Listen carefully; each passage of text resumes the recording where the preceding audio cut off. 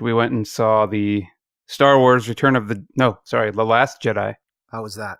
I haven't seen it yet. Well, I don't want to give any spoilers to any of Yeah. our listeners. No spoilers. Was it good? Was it Well, I'm not a Star Wars geek, so for me, the action was cool and the visuals were cool, but the story tends to be a little hokey for me. okay? A little predictable. Yep. Yeah, well, I think I told you I haven't seen it before, so I mean I've seen bits and pieces of all of them, but I've not seen it like start to end, or even as some as the purists would watch it, or even like in the reverse order or whatever, the chronological order. Because what is it, like 1, 2, 3? It's like 4, 5, 6, 1, 2, 3, or something like that. I don't know. I'd have to get my buddy Slayer to explain that again. I met Christina. I had to end up watching all of them because they started coming out with these newest 3 or 4 that they've done now. Right. And I'm not into the whole sci-fi fantasy stuff, so I hadn't seen any of them. Actually, I totally had avoided them until about maybe 4 or 5 years ago. At which time I ended up watching all of them. Actually, I did watch one of them. I did see the one with Jar Jar Binks, which is apparently like the worst possible one you could ever watch. But I don't know. I can't comment. I still haven't seen all of them. So he's a hated character, is all I know. But if you want to talk about Back to the Future, I'm your guy. But otherwise, Star Wars, I'm not the guy to go to for that. Sorry. Yeah, Star Wars, Star Trek, Battlestar Galactica. I don't know any of that crap. Nope. Which is sacrilege. We're in the tech industry, so that's right. I mean, we're losing subscribers right now because we're bagging on the sci-fi movies and TV shows. Our YouTube live count just went down another couple points. I think we lost a few people.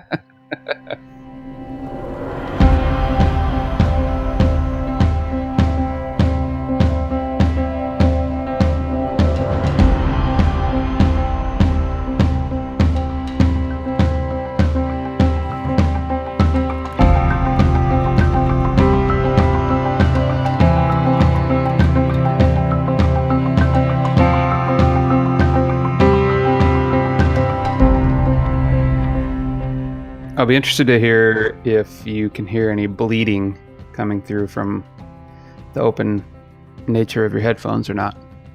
Yeah, I was wondering about that too. But interesting thing about that, when I'm playing music, I'm jamming out my phone. I'm rocking the Pixel 2. My phone will detect the songs. If I have the phone just laying out on my desk, it'll pick up like the sound coming out of the headphones and tell me what song is playing. Oh, wow. That's crazy. And it's probably not even very loud, really, right?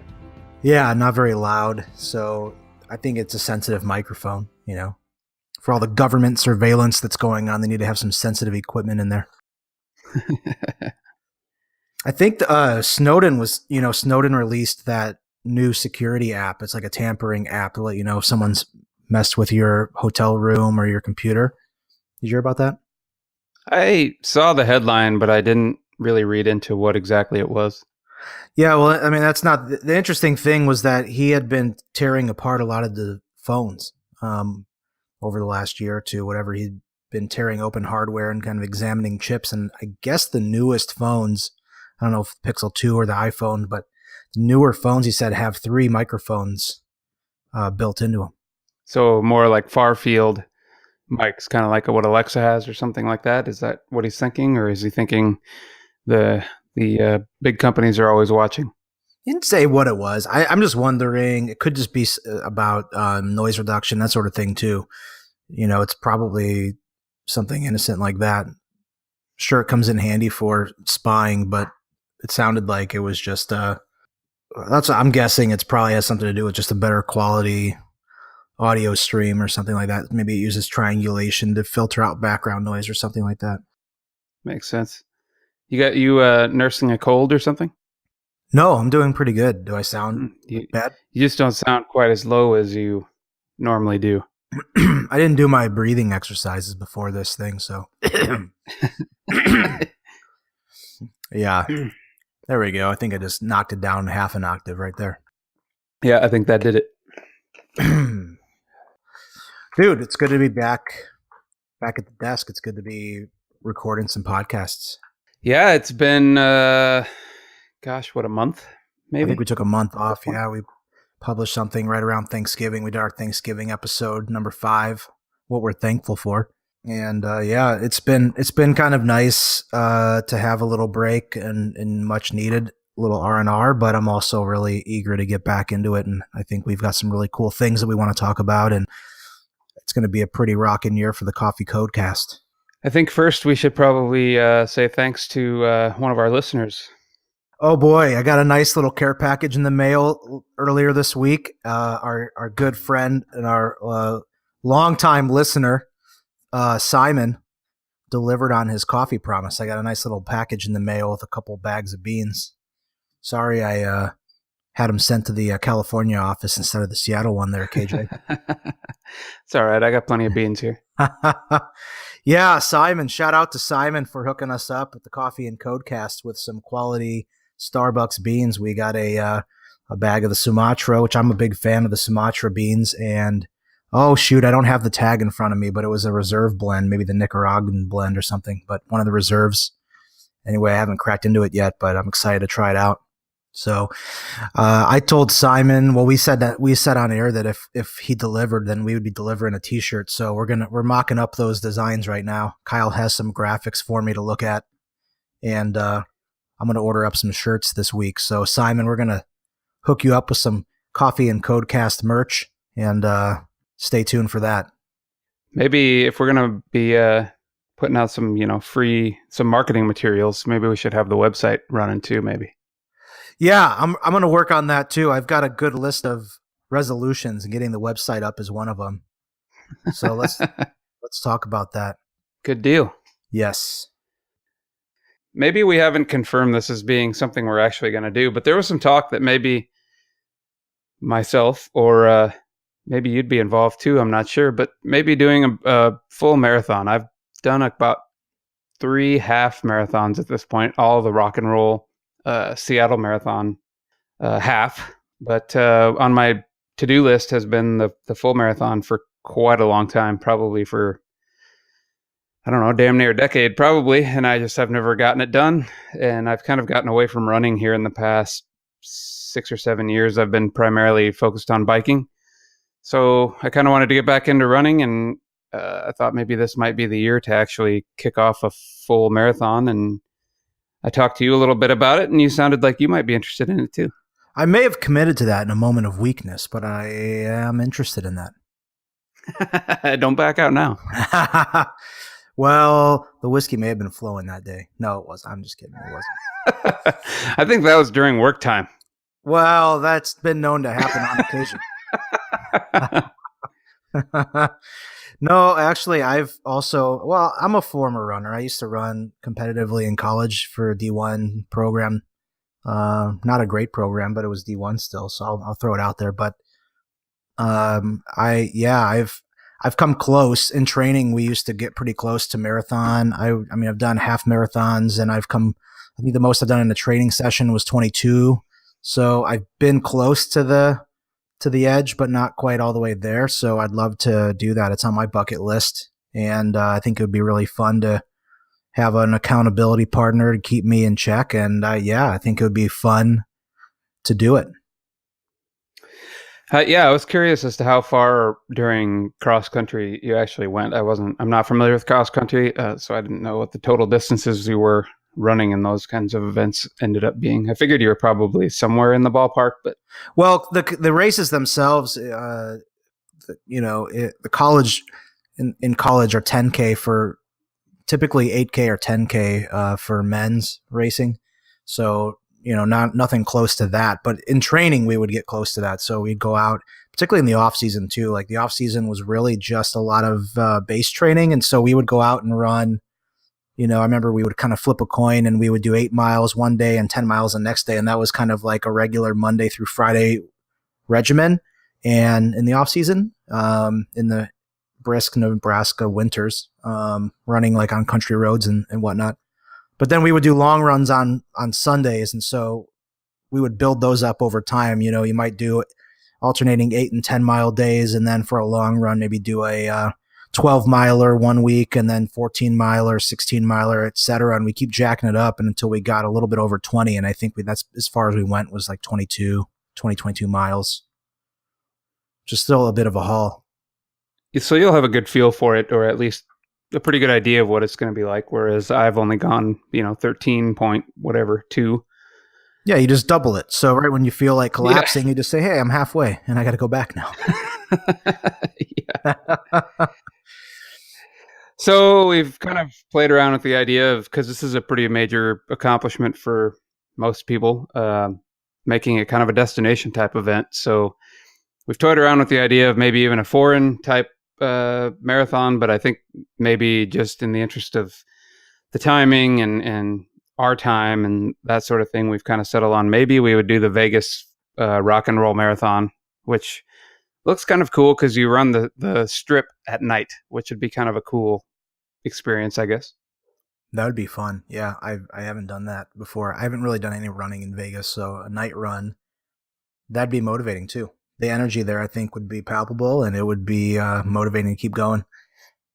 That's the thing I appreciate about the rock and roll is that there's bands playing all over the place, and there's usually people cheering all over the place, and it kind of just makes you feel, you don't, I guess, realize the work you're putting in. You're kind of always looking around and checking out what's coming up in front of you, and you kind of get lost in it all, I think. That's the best way to run anyway, is when you're in the zone and not really thinking about running. And that's always was the key to my endurance training, was finding something to focus on besides the run. And when you can get lost into that, it's a pretty powerful feeling. That's kind of the high, the runner's high, or the zone. And yeah, having some rock and roll music and people screaming at you is always a fun way to get there.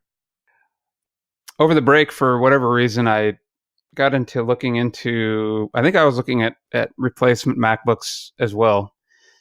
And I was kind of getting turned off by the sheer cost of it. It's not something that I necessarily use for work or anything like that on a regular basis. It's more of a, it's my machine for home. It's what I look around on the internet with. It's what I, bring up recipes on when I cook, that sort of thing. So I wanted to replace the one that I have. And the reason that I wanted to replace the one that I have is that about 2.5 years ago or so, I had come home from the office, kind of threw my bag on top of the hood of the car, and was kind of messing around with my bike, and noticed that I was missing a valve stem cover. So one of those little 5-cent plastic covers that cover your tire valve stems. So in my book bag, I happened to have one of those. And so I unzipped the book bag and got it out of the top pouch where it was located, turned around to put it on the bike. And all of a sudden behind me, I heard a big sliding sound, and there goes my 15-inch MacBook Pro sliding off the hood of the car onto the ground. Oh, and crashed into the cement. Oh shit! So banged up the corner of the case of the MacBook, and cracked the screen, of course. So MacBooks being what they are, really expensive and impossible to repair, I just kind of figured it was screwed, and I basically made it a clamshell desktop computer at that point. Well, long story short, over the break, I had found that you can buy a replacement screen for the MacBook. And not only is it the LCD screen, but it's also the aluminum panel. So like the entire, I guess, hinged piece, the lid, I guess you might say, is one piece that you can buy as a whole. So it's not just the screen insert; it's really the whole outfit that just on that side of the hinge. Exactly. Huh. Yep. So it was the aluminum, it's the screen and everything, and it's all put together already. And so that comes as one piece, which you can actually order on Amazon for about $350. So I went ahead and gave it a shot, and I found a tutorial on iFixit on how to tear down the MacBook Pro and replace the screen. And yeah, long story short, it worked like a champ. And right now I'm actually looking at my MacBook with a brand new screen on it, and it's working great. The only concern or issue I might have with it is this screen, as opposed to the other one, does have a slight bit of ghosting or burn-in, which is kind of annoying. But I did contact the seller about that this morning, so we'll see if they get back to me. But overall, I'm really happy. It's a way cheaper repair than I thought it was going to be. The When I first bought this thing way back in 2013, it actually had a dead pixel in it pretty quickly, and I brought it into the Mac store to get repaired. And I remember at that time they gave me, it was warranted, of course, the repair, but they gave me like a receipt at the end of the repair, and it said something like this would cost $1,000 or more to do any other time. So $300 I was really, really happy with, and I'm happy to have my MacBook back. It's a good deal, good discount, and a great savings on having to replace the whole thing because, you know, you're not going to get a good MacBook Pro for $300 anywhere, even used.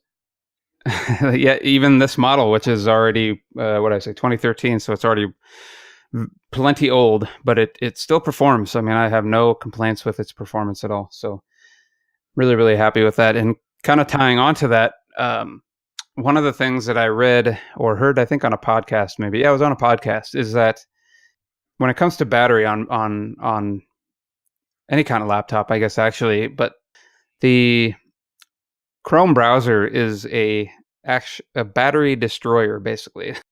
So I went away from Chrome on the MacBook just to try it out. I had tried Safari once upon a time, long time ago, and I just didn't get into it. I didn't like it. I didn't like that it didn't sync with all my other machines, and so on and so forth, as far as like bookmarks and history and all that sort of thing. But I've been running it for a while now, basically since I got it repaired, and I definitely can tell you the battery life is insanely better, to the magnitude of like I could probably run this MacBook for 8 hours on Safari versus probably like maybe 2 on Chrome. Are you saying that those Microsoft Edge annoying little pop-ups actually might be speaking some truth? I can't speak to Edge because I'm off the IE train since 2000. But they don't have a Mac-friendly version of Edge. Yeah, maybe, I don't know. I should probably give it a try, give it a good run, but I kind of like Safari, I just have shied away from it. But I've been pleasantly impressed. Even I migrated all my bookmarks and stuff like that from Chrome over to Safari. Some of the things that I do love from Safari is like the reading function. Yeah, it converts everything to a different, like, text-friendly. Yep, and then it works on the iPhone as well. So now I get syncing between my iPhone and the Mac, and it even has kind of a handoff function. So if I'm viewing a web page on the Mac, when I open up Safari on the iPhone, it'll show me at the bottom that I can pick up that page where I left off on the Mac, which is pretty slick. Handy. So yeah, I mean, it's been a pretty cool experience. I'm pretty happy with it, and like I said, the battery life is much, much better. I'm actually kind of sad right now that I can't run Safari on Windows, but I guess maybe I'll have to give Edge a try. Well, what happened to that? They used to have Safari for Windows. Did they get rid of that? They did. They dropped support for that, I don't know, 4 years ago, or it's been a while. Oh boy, I'm a little out of the loop on the Apple stack. Yeah, you're all Android now. All Android all the time. All Android all the time. Yep, I've been very happy with that decision. Used to be a big Apple guy. I still like Apple. I don't have really a whole lot against Apple other than I like my Project Fi, and I like, it's a pretty good deal. I've gotten a pretty good deal on the equipment. The Pixel 2s have been great. Great phone. So we've been going back and forth. That's why we haven't had any episodes. I've been going back and forth with these fuckers over here at the, customer service at Google, man. And they just relented and actually sent me a email a couple days ago saying that my trade-in kits are coming in the mail this week. So, oh, excellent. Finally. So they came through, those guys, they're kind of firm at first, but I think they had a lot of pushback on it was confusing. And for a lot of people who wanted to trade in a Nexus or something for the new phone, it was $150 off if you have one of the newer Nexus 5X 32 gig phones. So yeah, I'm expecting a $300 credit for the 2 phones that I am trading in. That took about 2 months at this point, right? 2 months, yeah. It's been a process. It's really just been sitting in their queue more than anything else. We haven't had a ton of back and forth, but it just kind of went away for a while, and then I followed up with them again, and then they had sent out a link to a Google form to fill out if you had a screwed up order that didn't have the trade-in kit or whatever, and they're responding to those people right now. Finally, Good. I'm glad that they realized their wrongs there and made it right for you. I think that's the right thing to do. yeah, I do too. Thanks, Google.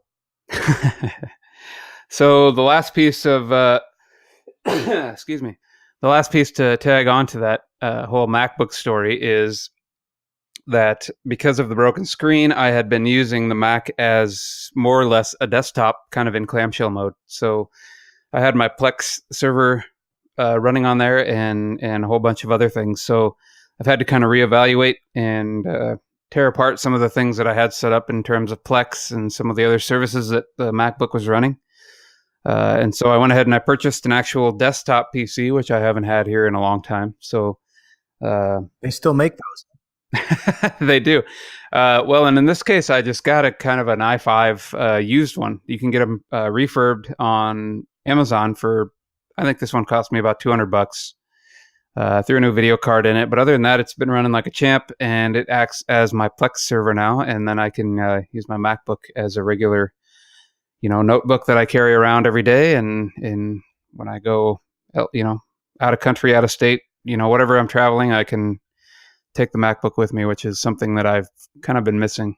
I don't want to bring the work laptop with me or something like that. So I'm pretty happy with that. Plus, the MacBook is a very expensive desktop machine, right? To your point, you can get a desktop server for less than the cost of a replacement screen on a 5-year-old MacBook. Yeah, that's very true. All right, well, let's move on to some follow-up here, or in the last episode, I believe it was. Yes, it was. Because we were talking about things we were thankful for, and I brought up the Sonos products, and you had brought up a question about the Play One, which is the number one, versus the Play One, which is the number one written out, right? It's like Sonos One versus the Play One, the Play Uno, the Play One. Oh, you're right. It is Sonos One. Yep, you're right. Sonos One versus the Play One, and there is a difference between the two. The Play One is the legacy device, if you will. It's what I have, a couple of them. So they're the same exact form factor. They're effectively the same exact hardware. The difference is that the Sonos One is the Alexa-enabled device, and it has capacitive touch on the top, whereas the Play One has a physical set of volume buttons on the top, and that's it. So other than that, they're effectively the exact same devices. Okay. They can be paired together, so you can have two Sonos Play Ones or two Sonos Ones paired together. I don't think you can cross the two. Yeah, that's what I was wondering about. There is cross, but that's okay. It doesn't matter because you can still have, if you wanted a, you're talking about if you wanted a left and right in a room, like your living room, you could pair two of the same branded ones together, the same series, but you could still have some Sonos Play Ones in the kitchen and a Sonos One in the couple of those in the basement or the bedroom, and they'll play on all of them. Yeah, absolutely. They can continue to coexist on the same Sonos system. They just can't, I don't think they can be paired together as left and right channels in a stereo pair unless they're the same type. Okay, well, that's not a deal breaker. That's okay. The only other difference between the two is I think the Play One, they've decreased the price down to $150, and the Sonos One is a $200 speaker now. So the Play One used to be the $200 level, and they've now brought that down. So those are the primary differences. They have both of them still in their lineup, so that answers that question. Thanks for clearing that up for us, KJ. No problem. Glad I could be of service. Moving right along is today's topics. Why don't I get us started? The first topic that I've been wanting to talk about this for a while for selfish reasons because I am in the market, as I was saying earlier, for a new laptop. I have a ThinkPad T440, so that's a I was going to say 1940s model. It feels like a 1940s model. It was the 2014 model, whatever, ThinkPad T440p. Anyway, so yeah, I want to talk about the battle of the ultrabooks. I've been trying to make a decision on what platform to buy. Do I want to get a MacBook Pro? Do I want to stick with PC? And if I do want PC, then do I want to go with Surface Pro? How about Chromebook? That's another platform that's evolving. There was a new Pixel book that just came out within the last couple months. That's pretty impressive in terms of hardware. It's right up there with these other guys, and battery life is phenomenal. But that's an option. And then some of the other ultrabook PC options, such as the Dell XPS 13 or the Spectre X360 from HP. So I just wanted to kind of throw out some of my findings, just doing some research on those four. Maybe help some people out that are trying to make some decisions on what to buy in this ultrabook space. Ultrabook really just kind of a fake term, but it's just a really lightweight laptop. I think Intel came up with the term ultrabook, but it's really kind of a nod towards the PC space. After you had MacBook Air, it's kind of like the equivalent of MacBook Airs on the PC side. Very lightweight, less than an inch thick. In some cases, probably closer to half an inch thick or so, plus or minus. It's a competitive space right now. There's a lot happening, a lot heating up over there, and it can be quickly confusing just trying to wade through all the different options that are out there. I feel like before you start diving into the results of your findings, you should probably lay out what it is exactly that you're looking for in an ultrabook. Like, what are its use cases? What are you wanting to do with it? What are you wanting to get out of it? Is it a work machine? Is it a personal machine? Is it a video editing? What are you going to do with this thing, and how powerful does it need to be based on those criteria? Yep, that's good. That's a good point. So I'm a little picky. I have a few different boxes that I want to check off on mine. So the machine that I have now, the kind of the paperweight that I was telling you about for my Lenovo ThinkPad, is mainly a developer machine. So I'm using it to run Visual Studio Code or Visual Studio Pro. And I'm doing mostly development type tasks on it. Not really doing a whole lot of video. I don't do any video for that matter or anything like that. So it's not terribly processor intensive. But what I'd like to use it for is a developer machine. I'd like to also be able to, I travel a lot now. I'm traveling a lot more this year too. So what I'd like to have something with some pretty significant battery life, something that can get me through maybe not a long haul flight over to Europe or something like that, but pretty darn close, at least anything in the United States. I'd like to have a good battery life. I want it to be lightweight too. That's the other thing. This thing that I have now just takes up a lot of space. It's about an inch thick, probably about 4.5 pounds. So it feels very heavy in my bag because I don't bring a lot with me. I travel pretty light, and that's the heaviest thing that I have in my bag. So for me, the fact that it's ultra portable, and that it's pretty fast. I want to be able to do things quickly with it. I don't need to do a ton of processor intensive stuff. I just want it to be zippy. I want it to have good battery life, and I want it to be lightweight. So those are kind of the three check boxes that I have for my new laptop. So no, you don't. GPU is not important to you. You're not gaming. You're not doing video. You might want a decent resolution, but as far as GPU power, that's probably not a big concern for you. CPU and memory is going to be your biggest concerns. CPU and memory, exactly. Yeah, Storage. I'm not a gamer. Storage as well, yeah.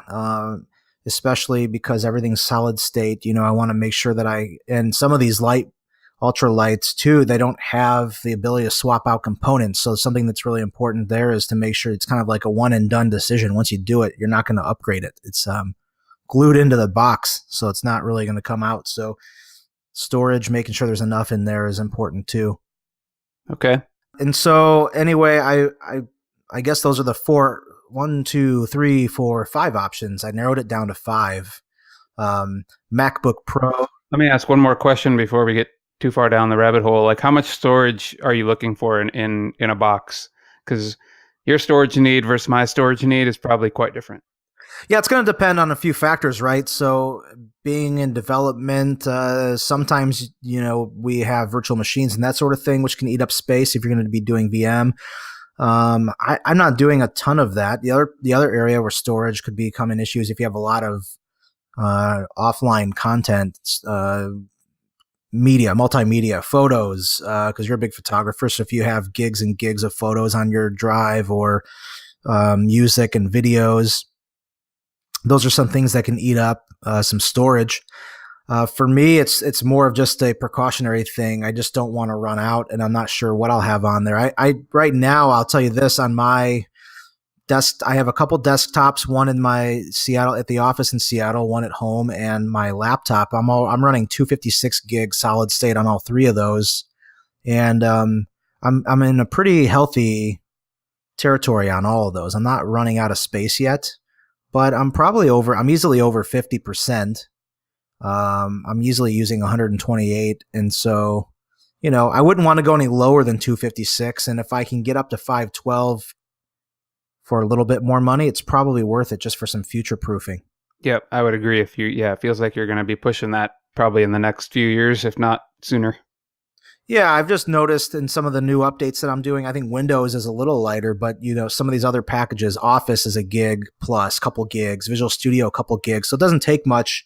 Some of those software programs out there are getting bigger, and it doesn't take much to suck up that space. And again, if you're doing virtual machines or anything like that, then you're going to take up a ton of space. It wouldn't take much to use that up either. So those are some of the criteria that I'm looking at. RAM, I'm thinking probably 16 gig, just because I use 16 on my laptop right now. Actually, my desktops, I have 24. And that I find to be more important just for speed and performance than anything else. It's just 8 gigs is just kind of the bare minimum. And if I'm running multiple apps and I've got, 20 Chrome browser tabs open or whatever the hell, then you kind of need to have more RAM, because that thing's going to suck up some memory. Yeah, I think between Visual Studio and Chrome alone, you could pretty easily suck up probably 6 to 7 gigs just between those two. Doesn't take much for those guys. Those are pretty big memory hogs. So yeah, looking for 16 gigs, 512 would be nice. The other consideration to make too is processor. And so there's been a big jump in performance. Just in the last few months, some of these machines are getting refreshed with the KB Lake update, which is the 8th gen Intel. So like your MacBook, for example, is still rocking i7, but some of these other guys are starting to come out with i8s now, and big leaps in performance. You're going from dual core to quad core. So that's one big jump. So if any of them kind of multi-threading applications, you get to see a big performance boost in the i8. And also, on the i7 8th generation versus the i7 7th gen. Gotta make sure I don't get those confused. But the 8th gen, you've got quad core. 8th gen also has improved battery life, and overall performance. It just rocks compared to the 7. So it's definitely worth that consideration too when you're looking at one of these machines. Have you had hands-on performance with these machines yet? Have you been able to test any of these in person? I don't have any. No, I haven't. This has all just been through research and looking online and different performance tests that are other benchmarks that have been published online, all around the board.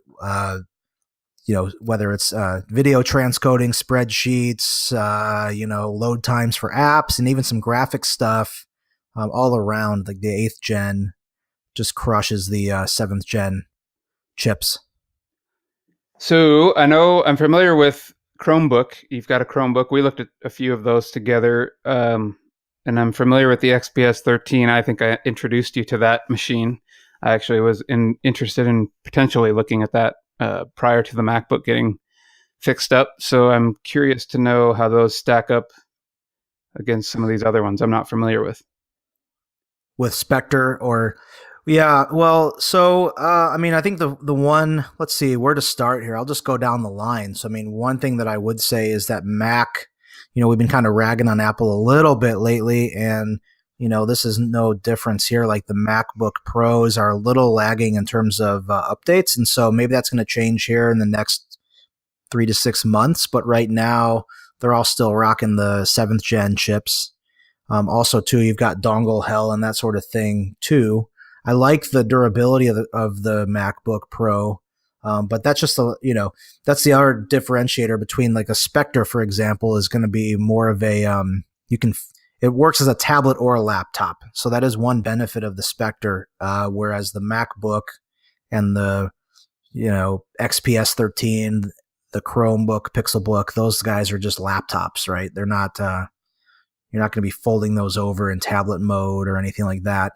Yeah, I think Um, the XPS 13 can come in a touch model, but it's not. Yeah, you're not folding it into tablet mode, but it's touch enabled. yep, that's right. So that's one of the differentiators. Another one too is USB C. So that's an up and coming. You know, the phones now are rocking USB C. Some of the laptops are too. And for charging specifically, that's something I'm interested in. Is as I'd like to have something that doesn't have a brick for a power cord, and so I'd like to find USB C charging where I could have a small pocket sized charger, or even use a battery that's powerful enough to give that thing an extra charge. You know, those extra batteries that you can keep for the phones. Like I'd like to have that capability as well. And I think this is a area that the newer MacBooks win because I believe the dongle hell that you referred to earlier. I think the singular port that is available on the MacBook, I believe, is a USB-C port. Yep. So you get that with MacBook. You do get that also with um, the Pixelbook has USB-C. The Surface Pro. Now, see, this is where I don't remember. I have to look at the Surface Pro to see if it does or not.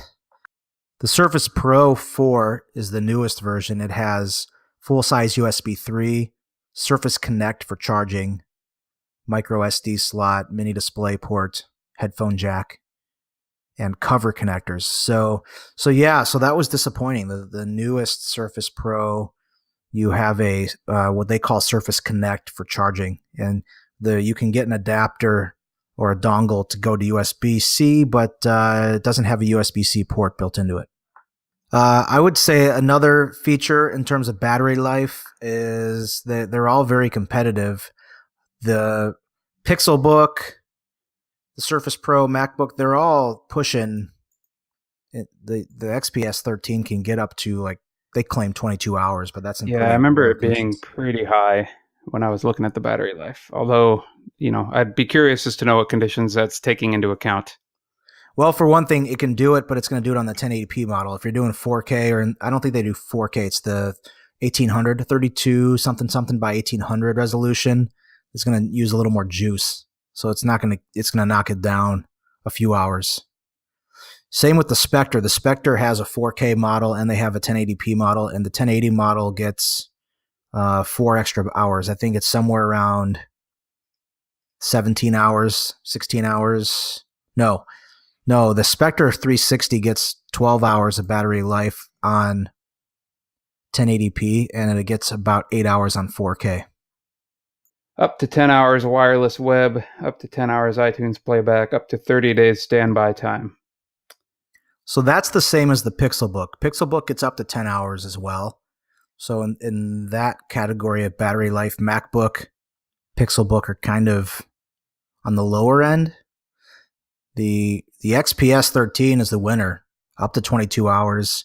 Spectre around 12 hours, so pretty close. But I have to say that the Dell is the standout for me. I like the look of the Spectre. I think the Spectre has a better aesthetic.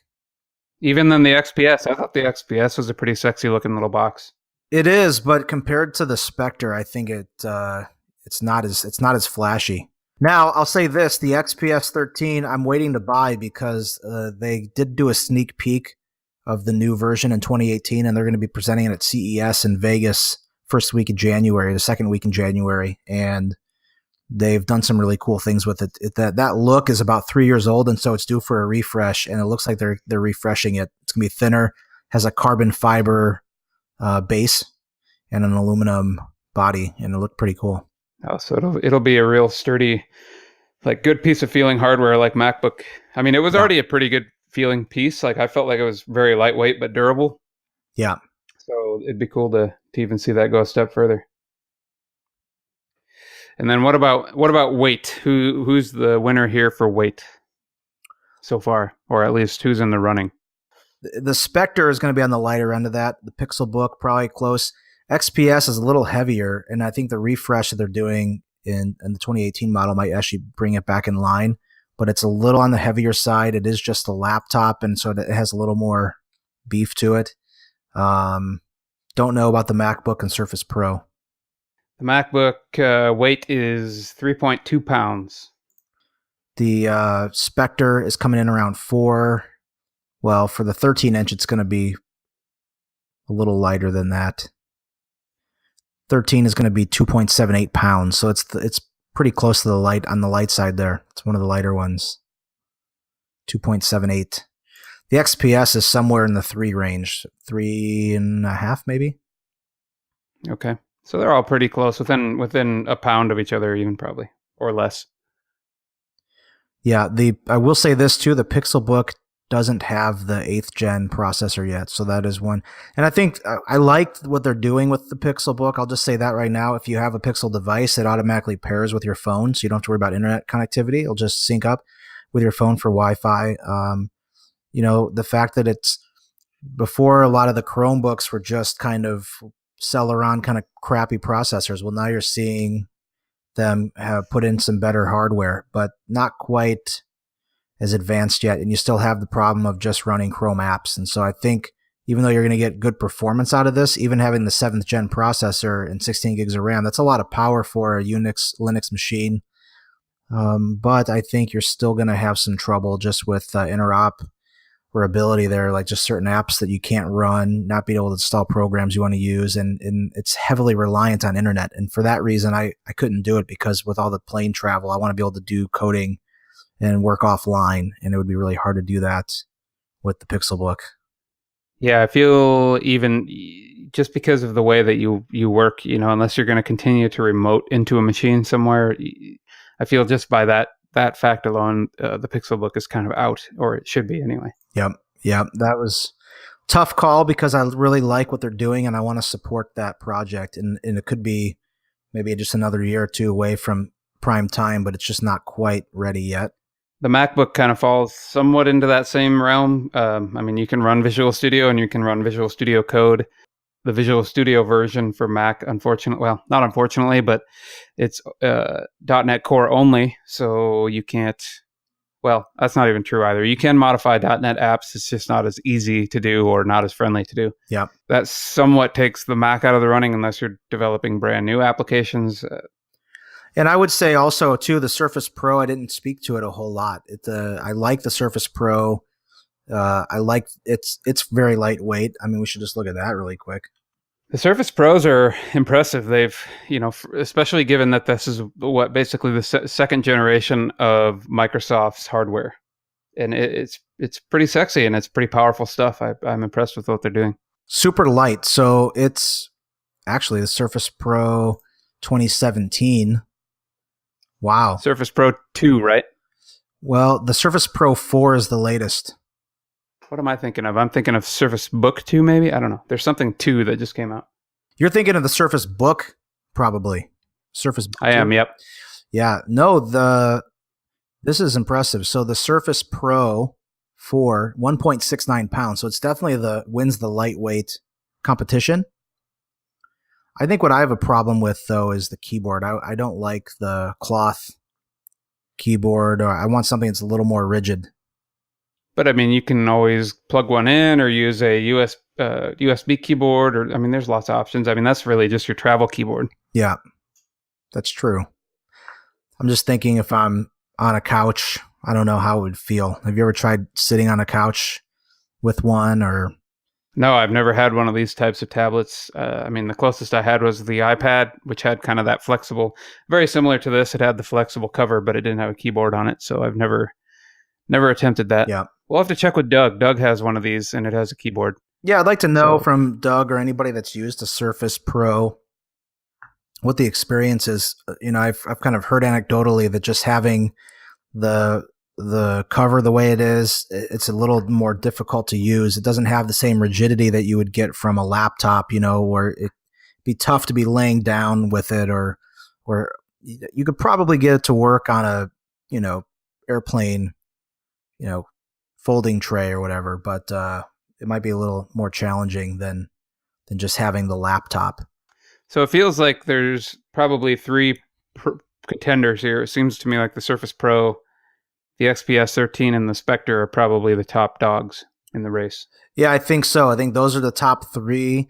I think for me, um, just because I'm a little questionable about the keyboard, that might rule that one out, the Surface Pro out for me. Like I just would feel better having a more conventional laptop. I love the look of the Spectre 360. I love the power and the battery life of the XPS 13, and really what I came down to was just trying to figure out what I value more. Like the Spectre has a higher resolution; it can go 4K. It also has that tent mode, so you can. It would be ideal if you wanted to watch movies or something like that. You could put it into a tent mode. The downside is though is because it's a little lighter and it has the 4K display, you do lose the battery life, and so really like those perks come in an expense, which is not having as much battery. So then it knocks it down to 8 hours, which from what I've seen online is still kind of optimistic, right? Depending on what you're doing, you're going to suck a lot more juice out of it. So for me, I think where I've landed is I like the XPS 13. It gives me the lightweight, factor that I want. It's light enough. It's a lot lighter than my current laptop is, and it also does come with a higher res screen, that 1800 pixels, like the 3200 by 1800. So I think that's good enough. It's not quite 4K, but that's okay. And it doesn't compromise too much of the battery life. Also, too, with the refresh that's coming out at CES, I think that's a compelling reason too. It's going to look, it's going to be an updated look, and so it kind of gives me the best of both worlds. I get the best battery life and a pretty darn good look, even though it's not quite the Spectre 360. I think you should take a look at Surface Book 2 as well. It looks like it meets most of your criteria other than the i8. So it has a Core i7. It's a 15-inch. Well, sorry, they have a 13-inch model too. The 15-inch can do 16 gig of RAM. The 13-inch, it looks like, also can anywhere up to 1 terabyte of storage, 17-hour battery life, USB-C as well as USB-A. I mean, it looks like it weight-wise, it's 3.6 pounds total, but in tablet mode only, it's 1.5. So, I mean, it feels like that probably fits into your realm here, probably even better than the Surface Pro does. I think it would be a better fit than the Surface Pro. You're right. We should have actually looked at this one too. A couple of things that ding it for me. I don't like the hinge. I just think it looks I don't kind either. of ghetto. Yep. If you are into gaming though, or more processing power at the GPU level, one benefit of the Surface Book is that you do have the option of getting a dedicated NVIDIA GPU built into the base, which is pretty cool. Yep. So or if you're into Photoshop or video processing or anything that requires a powerful GPU. Yeah. The one I'm seeing here, the 13.5 pixel sense, is an 8th gen Intel, which is great as well. I think I missed that before, so I kind of eliminated it because I wanted, there were kind of too many dings for me, or too many things. The only downside would be here price, probably. I think these are probably out of my budget just a little bit. Yeah, they're pretty pricey for sure. I think the 13.5-inch with the GeForce bases are starting at $2,000, and so by the time you customize it a little bit, maybe put some more memory in there, bump the hard drive, you might be closer to a $3,000 machine. One thing I really liked about, actually it's not that bad. 512 gig SSD and 16 gig RAM, $24.99, and that comes with a separate NVIDIA GPU. What kind of battery life does that bad boy have? It was up to 17 hours. Wow, that's tough. Okay. Yeah, the hinge. I don't like the hinge. That might be the deal breaker. I agree. The design is pretty bad. The hinge is made that way because it can fold backwards as well, but it's hideous. Yeah, I'm having a hard time with that. I just never really liked that part of it. We'll see. I should keep an eye on it. I do think, though, that after CES, we should have a little follow-up and see what we learn, what comes out of that event, because I know the XPS 13 refresh is happening, and if the price is right on that one, they haven't announced pricing for it yet, but I know that the current models are actually very affordable. That XPS 13, the current model, you can get that with 512 and 16 gigs of RAM, and that was sitting around $1,600 with they had a promotion running, and so it was like $1,600 or $1,700, which I thought was a fantastic price for that kind of hardware. And CES is coming up here in early to mid-January, so you should have an answer on that pretty quick. Are you wanting to pull the trigger pretty quickly after that then, or what's your... Yeah, I wanted to buy the damn thing, last week, but I think I would have regretted if I didn't wait till CES, just because if I was going to go with the Spectre, I don't really have anything to wait on there. I think that one's pretty good to go, but the XPS, I just don't want the fact that it's a design that's 3 years old. I really want to see what the new version looks like before I pull the trigger on it, because I don't buy these things very often. So I'd have this thing for probably 3 to 5 years. Yeah, no, you don't want to rush into something that you're going to be holding on to for a good amount of time and be using daily for all of that time pretty much. Yeah, especially if I can wait a month. If they'll be selling these things in February or even in March, I can wait. But it's going to be painful, but I can do it if I have to. In the world of Amazon, I'll have it next day. I know it's pretty hard to wait for these things. It is so painful. I was ready to buy the Spectre. I was telling you, man, I had my finger on the buy it now button. Against my, I decided to wait and see. The Surface, I might have to look at the Surface Book. Maybe they have a special thing that covers the hinge. If we can make it kind of disguise it. There you go. Maybe you could just, kind of like MacBooks, you can get the preformed covers that, you can get all kinds of different colors and configurations. Maybe they have the same type of thing. Maybe they have just a hinge cover. Yeah, they could. Hinge cover, nice. Well, and there's something about it too. It's just maybe in my head, but there's a level of complexity there that I'm not really sure I want to deal with. It's like sometimes that can cause more problems, but the laptop mode and the tablet mode sounds like they've ironed that thing out, but I know that there's kind of a thing there where you have to wait for it to disengage it, and yeah, I just don't know how well that works in the real world. I can tell you, even from the small amount of experience I've seen in the office with one of those, kind of disconnecting and reconnecting the keyboard, it struggles sometimes to understand that the keyboard has been reconnected, or stuff like that, where you have to like reboot it to get the keyboard to be identified. So I think there's definitely still some issues to be worked out. Yeah, that sort of thing turns me off to that idea. It's like I'm going to err on the side of simplicity there. I don't know how often I'd be switching modes, so that's kind of a gimmicky feature to begin with. But if I'd like to do it and it doesn't work, or it only works some of the time, then I'm just going to be frustrated with the hardware. And so I think there I like the idea of just a simple laptop. It's lightweight. It's fortified. It's not, the battery life on that Dell is just fantastic. So simple is better for me. Yeah, and I think you want reliability, right? That's one of the things we probably didn't talk about here, but reliability is incredibly important in a machine that you're going to be using day to day for everything. Yep, exactly. That's one of the probably the most important factor next to, well, it's not the most. It's pretty darn close though. I want something light, but I also want it to be reliable too, because if it is crappy, then who really cares how light it is or how good the battery is, right? It's pretty darn important. Yep. Yeah, well, that brings us kind of up to the end of our show here. And so I just want to take a minute to talk about the next episode. It's something we haven't done before, but I think it might be a nice little hook to keep you guys coming back. We've got a lot of good stuff coming up on the next episode here in the news. We didn't really get into the news today. So coming up next time, some new legislation that's been passed around net neutrality. Like to have a good conversation with you about that, Kyle, and talk about what the implications are for all of us with the new net neutrality laws.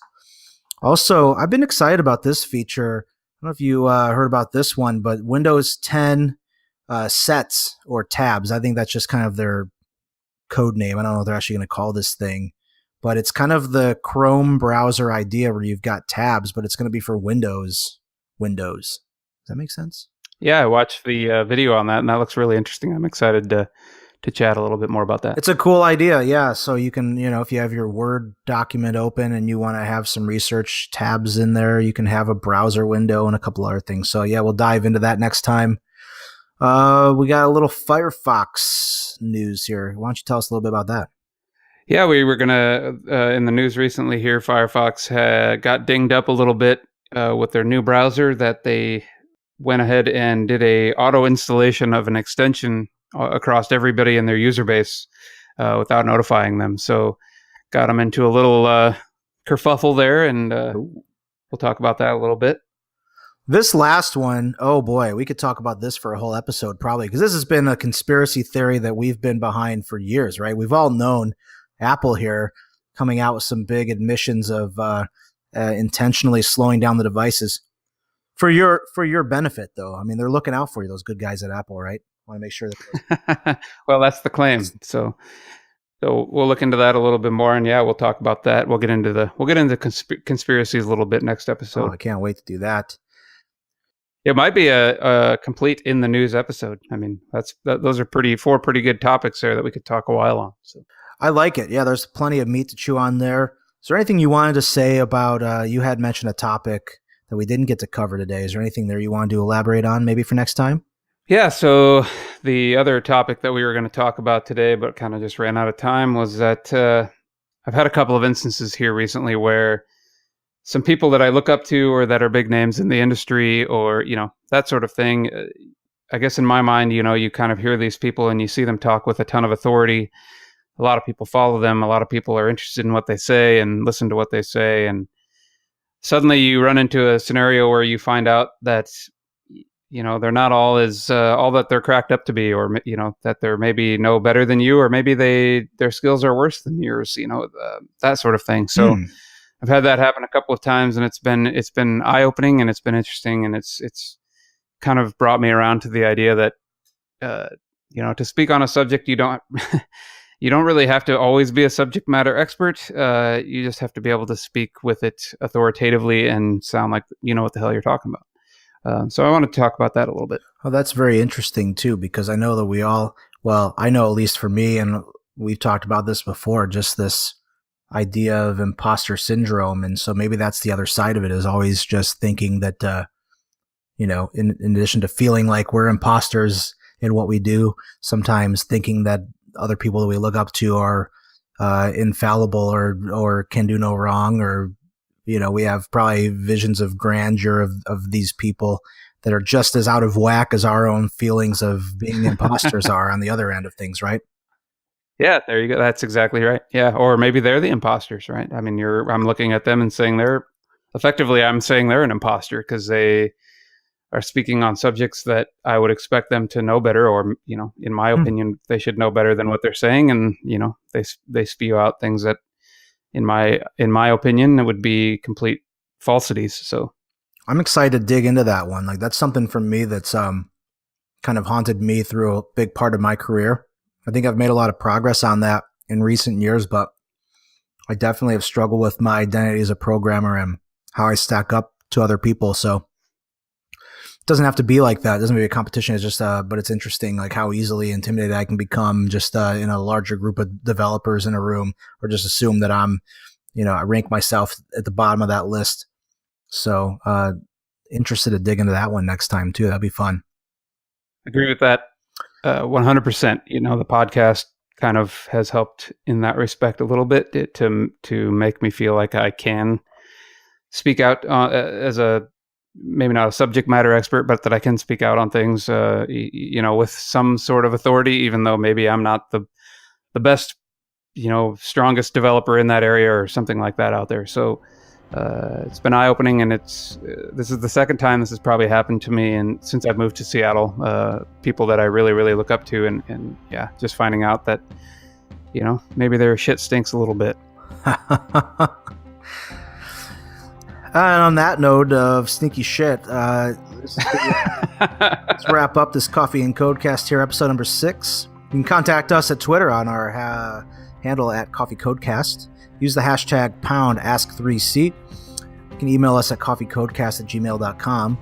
And our temporary website, which should be temporary, not for much longer, temporarily temporary, is http://coffeecodecast.libsyn.com.